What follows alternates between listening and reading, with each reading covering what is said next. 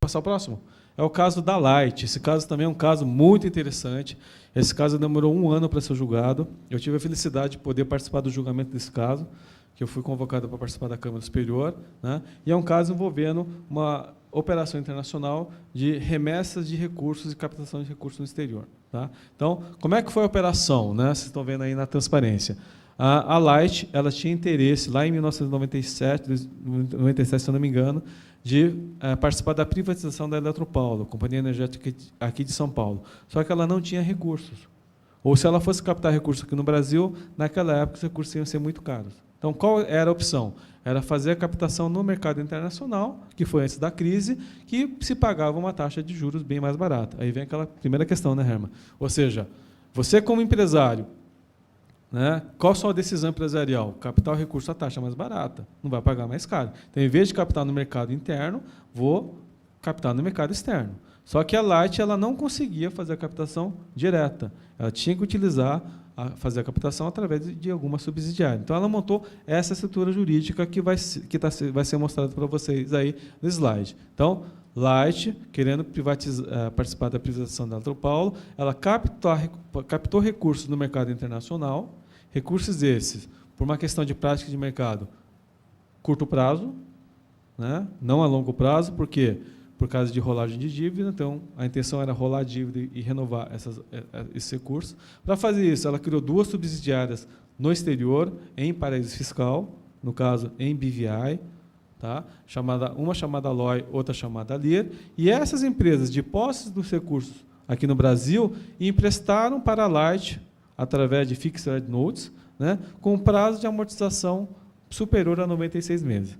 Por que o prazo de amortização superior a 96 meses? Porque existia uma regra, uma lei, a Lei 9481, né, se eu não me engano, de 99, não, antes de 96 ou 97, que permitia que os juros pagos em empréstimos em prazo superior a 96 meses estavam isentos de pagamento de imposto de renda na fonte. Então, para que eu tivesse direito à isenção, qual é a condição? Que o prazo do empréstimo seja superior a 96 meses. Então, a Light fez essa operação dessa estrutura aí para se beneficiar da isenção do imposto de renda na remessa do exterior. Até aí, não teve problema nenhum, a operação foi efetuada, toda ela registrada no Banco Central, toda ela legítima, toda ela declarada, né, para fazer, inclusive, a aquisição de uma privatização, portanto, não teve problema nenhum. Qual foi o problema? Que é o próximo slide. Pode passar, Vinícius. 99, o que ocorreu aqui no Brasil, ou no mundo, né? Crise mundial. Ou seja, muitos mercados, né, precisaram de dinheiro, porque houve uma quebra-quebra mundial. Então, o que o mercado internacional teve que fazer? Chegou para todos os seus devedores e falou, quero dinheiro. E não foi diferente aqui no Brasil. Então, ela chegou para a LOI e para a LIR, que eram controlados da Light, e exigiu o pagamento dos empréstimos efetuados. Só que a LOI e a LIR não tinham dinheiro. Então, o que a Light fez para poder fazer a captação dos recursos? Primeiro detalhe, gente. O dinheiro que foi feito para adquirir a Eletropaulo foi utilizado na privatização, portanto, não existia mais. Então, para poder fazer o pagamento da obrigação, o que ela fez? Ela emitiu debêntures e ações no mercado interno, adquiriu e captou recursos aqui dentro do Brasil, e uma parte veio de fora, que veio do seu controlador, né, que é de fora, de posse desses recursos. O que ela fez? Em vez de ela fazer a quitação do empréstimo, e se fizesse a quitação de empréstimo, pedir a isenção, ela fez um aumento de capital nas suas controladas, e as suas controladas fizeram o pagamento do empréstimo lá fora. Aí, o Banco Central do Brasil, né? Por que a fiscalização começou? Porque o Banco Central do Brasil achou estranha a operação, questionou a Light, cancelou o certificado de registro de capital estrangeiro da Light, né? E, por força disso, entendeu que havia um crime fiscal e oficiou a Receita Federal do Brasil para fazer a fiscalização.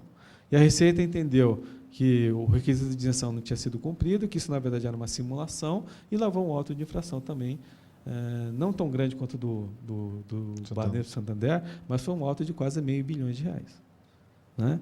Aí, o contribuinte recorreu. Outro detalhe. O contribuinte recorreu desse procedimento administrativo do Banco Central do Brasil, comprovou que a motivação da operação. O Banco Central do Brasil restabeleceu o certificado de capital estrangeiro, entendeu que a operação era legítima, só que, paralelamente a isso, a operação da Receita continuou. A Receita entendeu que isso é problema cambiário, o Banco Central resolvido, agora tem um problema fiscal, que entendo que o requisito de isenção não foi observado. Né?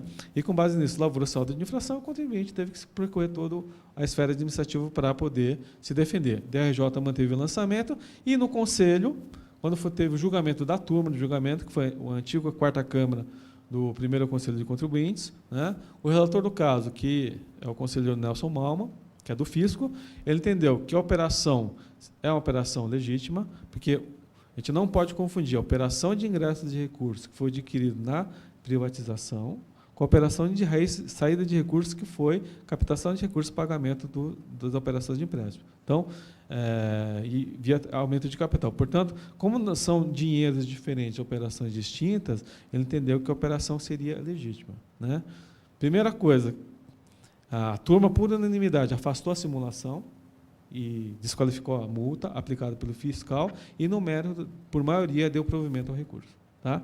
Então, com base nisso, a Procuradoria... O auto caiu totalmente. O auto caiu totalmente. Que era o valor que você disse? R$500 milhão. R$500 milhão. R$500 milhão. Aí, a Procuradoria entrou com recurso especial. Naquela época não era com base em divergência, mas só com base em interpretação da lei. Né? Esse recurso foi admitido e começou o debate lá na Câmara Superior. Né? Câmara Superior, tivemos lá 8 pedidos de vistas, tivemos 3 pedidos de adiamento, ou seja, demorou quase um ano para a criança nascer, e depois de muito debate, né, e quem assistiu o julgamento, né, os primeiros votos, a tendência era que o contribuinte ia perder por voto de qualidade, mas depois acabou ganhando de 5-3, né, não, de 6-4. Né, qual foi a fundamentação, né, do pessoal que foi vencido, que é o pessoal do Fisco, basicamente? Olha, a gente tem que ver se o requisito de isenção foi cumprido ou não. E, na opinião deles, não. Ou seja, o fato da Light ter feito um aumento de capital, na verdade, esse aumento de capital foi feito para fazer a quitação do empréstimo. Já a corrente vencedora, né? Primeiro fundamento foi que são operações distintas. Né? O fato de ser feito um aumento de capital, não quitação de empréstimo, seria uma opção do contribuinte, né? Portanto, isso não seria algo de legítimo. Né? Então, operação não há fraude nessa operação para que justificasse isso. E o segundo argumento que acabou também vencendo foi o fato de que, para que a operação se mantivesse, o auto de infração se mantivesse, teria que manter a qualificação da multa. Teria que estar comprovado que houve simulação na operação. Se não tem simulação, não há que se falar de manutenção da auto de infração.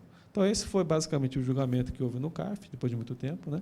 Quase um ano, e o contribuinte, nesse caso, acabou tendo seu provimento.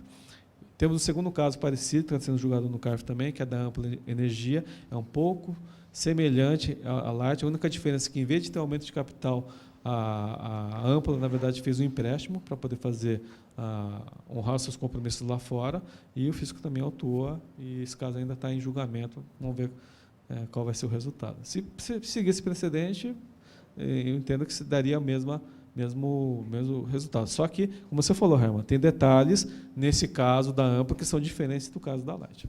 Nunca são exatamente idênticos. Nunca. Embora um precedente ele sirva para dar todo o suporte para se defender uma ideia.